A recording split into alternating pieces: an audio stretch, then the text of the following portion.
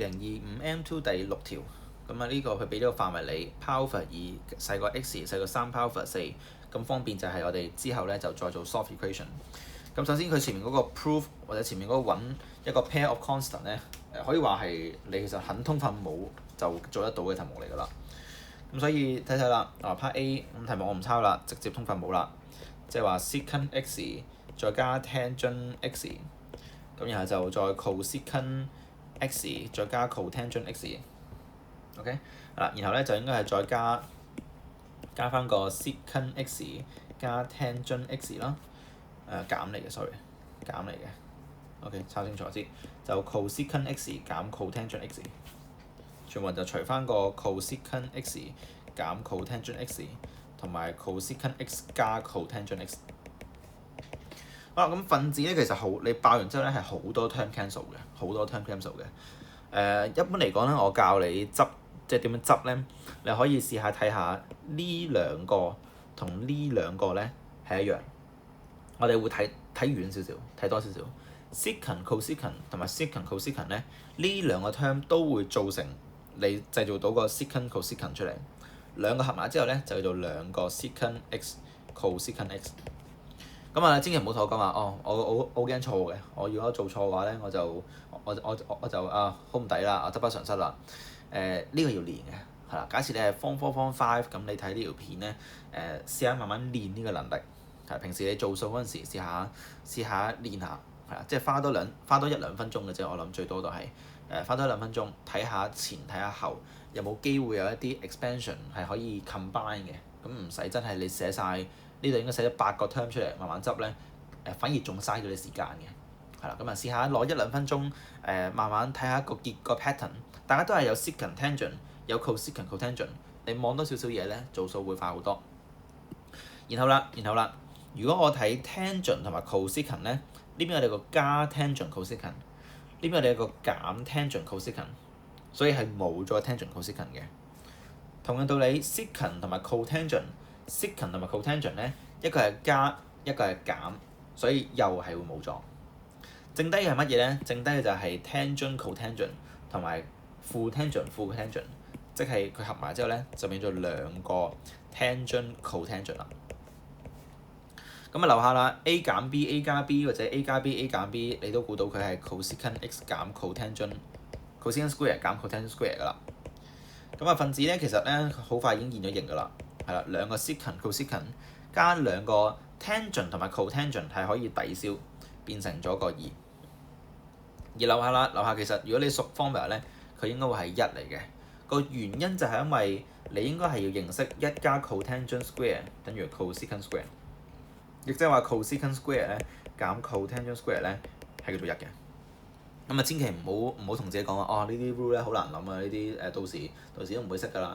千祈唔好咁悲觀，其實你都認識好多變種公式嘅，好似話 sin square 加 cosine square 等於1。咁我相信大部分人初學呢條 identity 都係記呢個 formula 㗎啦。但係咧你會發覺咧，你唔知點解會記咗個 sin square 等於1減 cosine square 㗎，亦都你唔知點解會記咗 cosine square 係叫做1減個 sin square 㗎。你係唔知點解你係會記多咗好多公式嘅，係啦。咁呢啲唔同公式嘅變種咧，對於之後 DSE 發展嚟講咧，係好重要嘅，即係依家啲 DSE 可能出下咧，希望去考翻你啲 basic 公式，睇下你對於公式熟唔熟，即係睇下你啲基本功熟唔熟啦。簡單啲嚟講，所以你話你砌公式，你話唔係呢個好難諗嘅，我好唔熟公式嘅，試下做多少少，練多少少。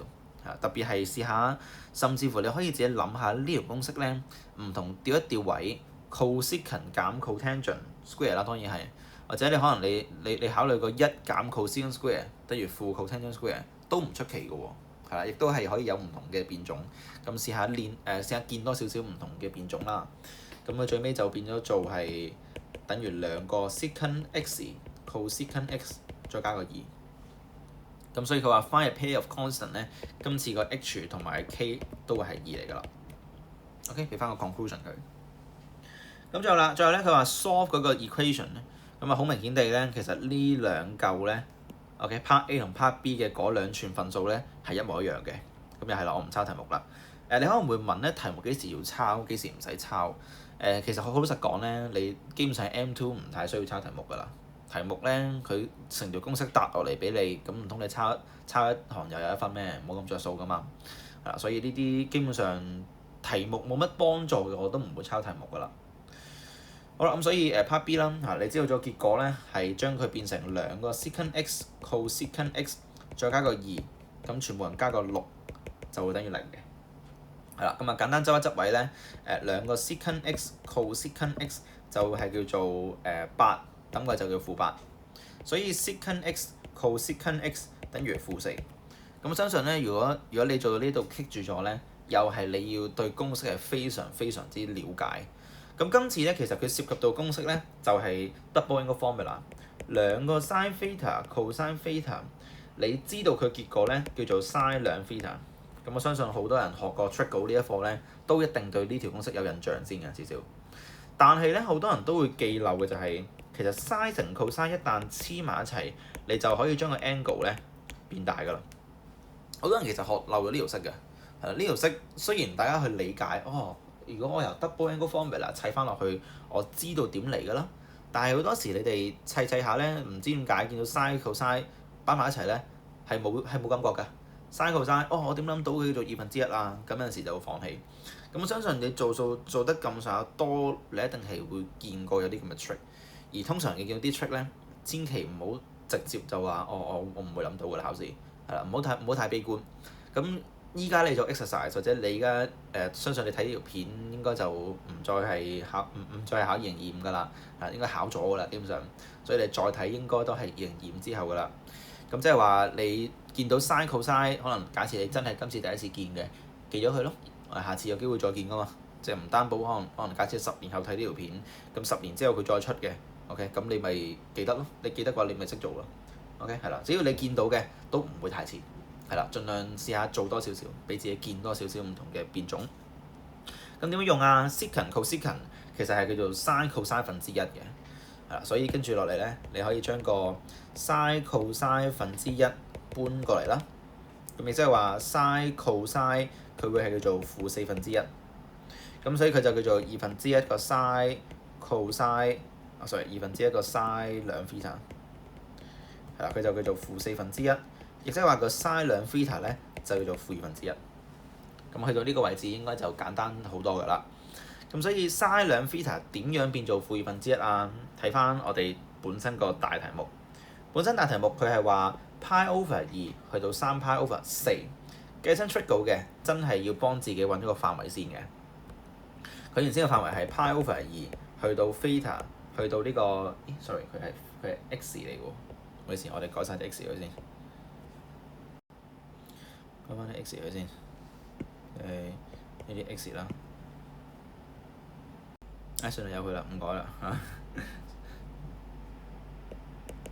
3π/4，由佢啦，唔改啦，咁啊，即係話π/2去呢個，咁2 theta 咧就 π 去到3π/2啦。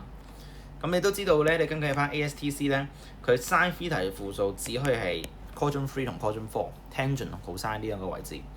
咁而佢話要-2分之一，佢去到 π 去到3π/2，咁基本上就係得 tangent 呢個位係啱嘅啫，因為個範圍話你知。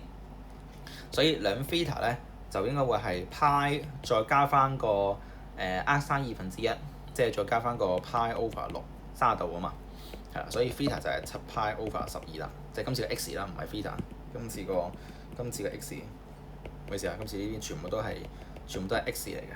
係啦，冇無啦啦寫做 theta， 因為我呢邊有陣時寫到 theta 咧，影響咗自己少少諗法。記得做呢樣咧，諗嗰樣，唔好太過分心啊。